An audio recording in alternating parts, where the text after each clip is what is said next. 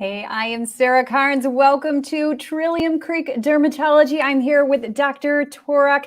Okay, it's summertime. Your kids may be out of school already. We're ready to go have fun in the sun, but it's important to be safe. Sunscreen, it is a big topic right now. So we're here with Dr. Torok. She's going to be answering all your questions about sunscreen, whether it's for you or your kids, all of us, to keep safe this summer. Thank you so much. I've been wanting to talk to you about this for a while. Especially children, isn't it? Especially children. Yes. Okay, so first of all, I do want to talk about this because I read the research and everything that's going on. And there was a big study that just came out that said that sunscreen has cancer-causing ingredients, some sunscreen. That's absolutely right. Can you talk to us about that and what to look out for?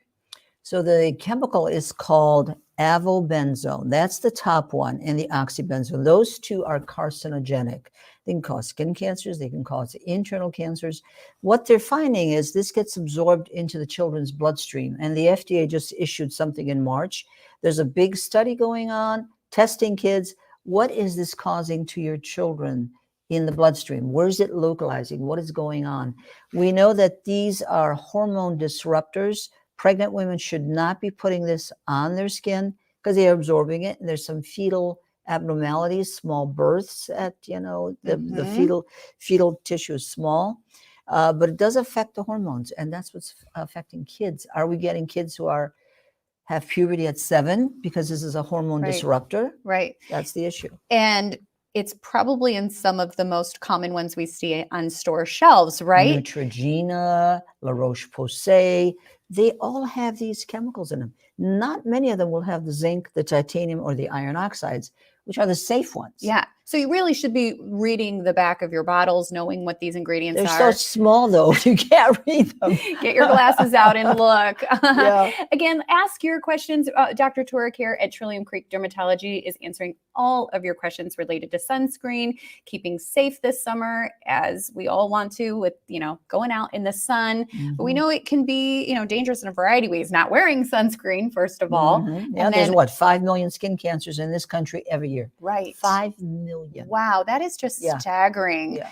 So what types of protective sunscreen? Because we know we need to wear sunscreen. Absolutely. So kind of walk through some of the protective types of sunscreen that we should look for.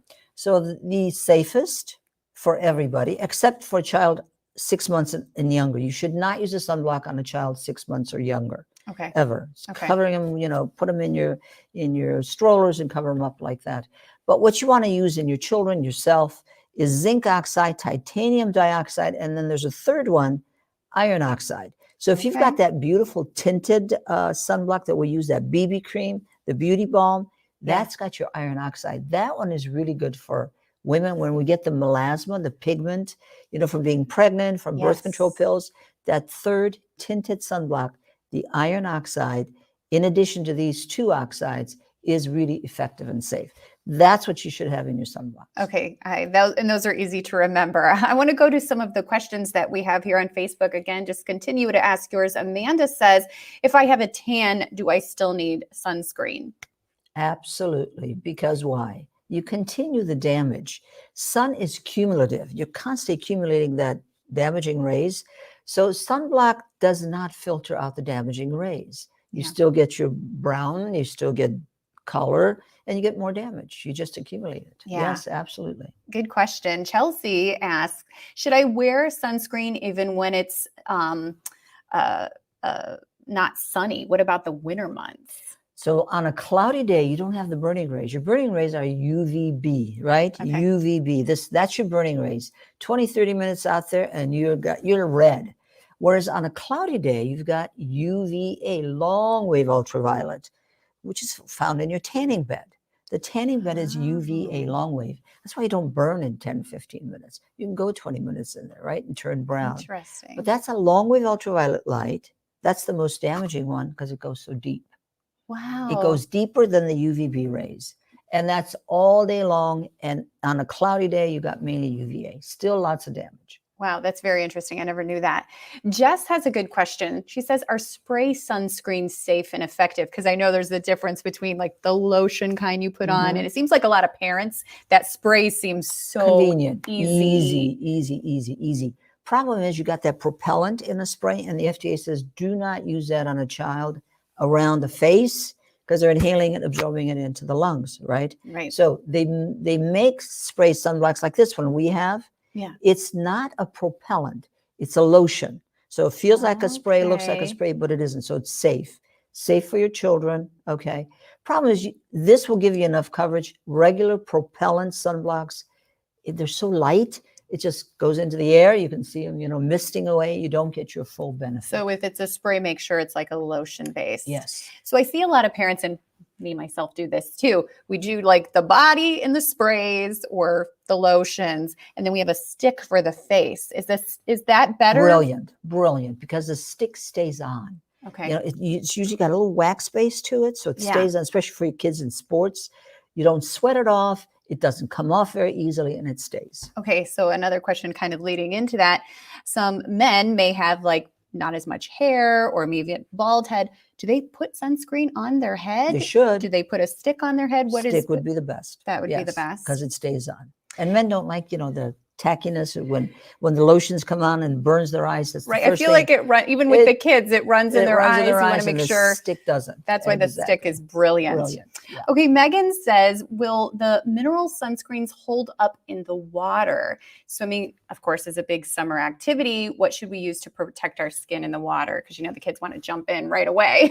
Your sunblocks, especially the zincs, will stay on your skin. All right, they're water repellent. Some of them will tell you they're water repellent, and they've been tested to be water repellent. So if they have a label that says water repellent, the FDA makes sure they're pretty strict about that they are true to their word. Okay. Yeah. And you are supposed to wait like a certain amount of time, right? About half an hour before you go in. So it settles on the skin. I always try to remember before we leave, lather up. Yeah. So by the time we get there, it's effective. Yeah. And if you wipe the towel, you got to reapply it.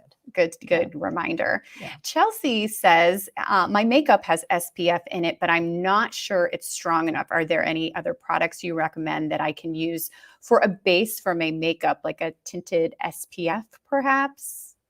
So our tinted SPF, our BB, this one, it's a 50 SPF with the 3 oxides in it. That's what gives you the tint, is the iron oxide, right? Okay. This is effective not only as a makeup, but also as your sunblock and your moisturizer. But if you want to add a little more color, put a powder over it, a bronzer. Okay, that's what I do. I use this, put my bronzer over it, put my makeup on top, and I'm done. But the bronzer is beautiful, gives you a nice golden tone. Is there any, Cassidy wants to know, best SPFs when it comes for your face? So your SPF, it depends on how much you put on. Right? So this is a 50 SPF, right? Or this is 30. If you only put a thin layer on, you're only getting 50% of the SPF. So if I put a thin layer on of this one, I've got a 15 or a 20 if I'm lucky. Okay. You should have a 50, and you should have a nice thick, you should see it. Well, who does that? Right. Who wants to see a thick coat of your zinc oxide? Especially if it's all white. Yeah. So if you're going to use a sunblock, use at least a 50. Okay. Then you've got at least a 25 or 30 on, right? Which protects you 30 times longer from a sunburn. Right? Is that different with kids? Sometimes I see up to 80 SPF. Is the SPF different for kids? Should you have higher SPF for kids? You should have higher for everybody, not just children. But especially the redheads and the blondes. Sure. Those really have to have. But when you put your 80 on, read your ingredients. You only have this. Yes. Which gets really absorbed, okay? So I wouldn't do that. But if you have an 80 and you put a thin layer on, you've got at least a 40 on. Okay. That's the difference. Interesting. It's quantity. Okay. Thick layer, you got an 80. A little thin, like you and I, we got a 40. Yeah. Good to know. Olivia said, is it okay to be in the sun as long as you don't burn?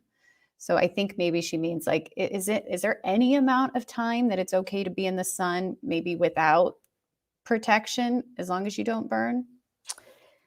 That's cumulative dosage, yes. So as I said, you can be out in the sun for 10 minutes. You're not getting pink, you're not getting red, but guess what? That skin says, I've had 10 minutes of sun today, right? I'm going to have 10 minutes of sun tomorrow. That's 20 minutes. It's cumulative.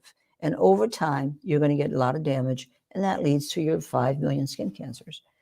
Yeah. So again, tell me one more time, break it down for the SPFs, because there's so much out there. Is it different for, the stick, for, for anyone like who has maybe a darker skin color?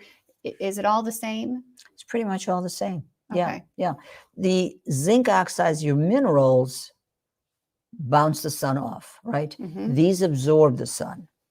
All right. So that's what they like to use. They say, well, the absorption, you're not getting as much, you're not holding as much sun because you're bouncing it off, absorbing it. But if you're putting on an 80 for you or me, or whether you're olive or not, you're protecting your skin, you're limiting the damage, you're limiting the wrinkles. Yeah. Okay. You may not see the burn on you because you're so olive, right? But you're really wrinkling yourself. So it seems like the most important thing, because I picture myself at the store seeing an overwhelming amount of options, is to really make sure these ingredients. You go to a 50. Go to a 50. Go to a 50 and make sure these ingredients are not in it. And the other thing is, remember, a 50 sunblock will protect you after 3 o'clock better than a 30 will. Or if you're driving a lot, you have a lot of salespeople in cars, right? Yeah. Damage is on that left side of the face. 65% of your precancerous skin cancers are on the left side of the face and arm, right? But if you wear your 50, you're blocking that. Anything under 50 does not block sun through the glass window, which is UVA. Wow. Sun through the glass window is UVA. The pilots, a lot of damage on this side. If they're the pilot, co-pilot, it's on this side. Wow, that's really good. Yeah. Amanda has a great question. I've wondered this myself. You see a lot of bathing suits in the stores for kids that have the sunscreen built in. Is that effective? The SPF built into the bathing suit? It's 100. It's an SPF 100 in those UVA clothes, UVB clothes, and they're good through 100 washings. Oh, that is good to know. Yeah. So those are really good. Those are very effective. Yeah. And Eileen, I think we just did that, but she wanted you to reemphasize again the importance of avoiding the chemicals in the sunscreen. Yeah, because they're disruptors, hormones. They're killing coral reefs. The reefs are bleached white. So Florida, Australia, Hawaii already have banned these in their sunblocks in the area. And you're absorbing it into the children's bloodstream. So that's where the FDA is starting to get a little nervous. Well, thank you so much for the information today. As a parent, as someone who's always, for myself, kind of making sure I'm being safe. When you are younger, sometimes we, don't think about these things, and we should. You're right. There's so much skin cancer happening. Yeah. And wrinkling. Yes, we don't want to wrinkle either. Dr. Torok, how can we find more information about Trillium Creek Dermatology?